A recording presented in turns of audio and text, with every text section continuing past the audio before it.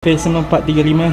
Kita lari hampir 7 km, 32 minit kita buat. Okay, yang ni detect stress. Kita akan buat compromise running 5-5-0, darab 10. Lepas tu kita tak rehat. Antara setiap set kita akan campurkan dengan 20 wall ball 8 kg. Aku rasa aku tahu setting dia macam mana. Aku lupa benda ni sebenarnya ada treadmill. Aku tak buat treadmillnya ni.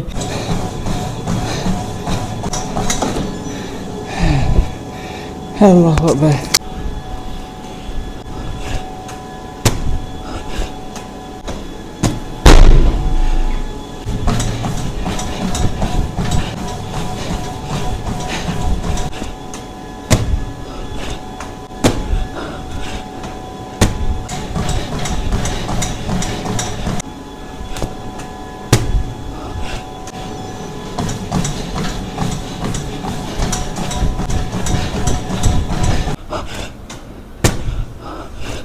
Dah round keempat.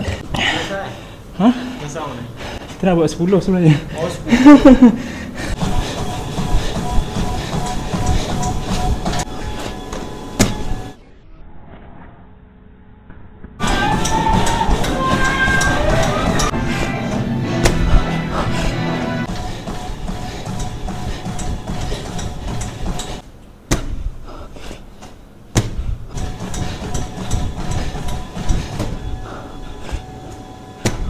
Lagi 2 set.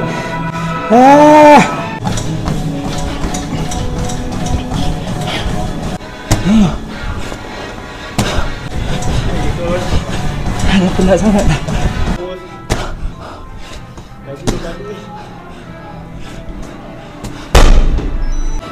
Ui, pening kepala. Penat.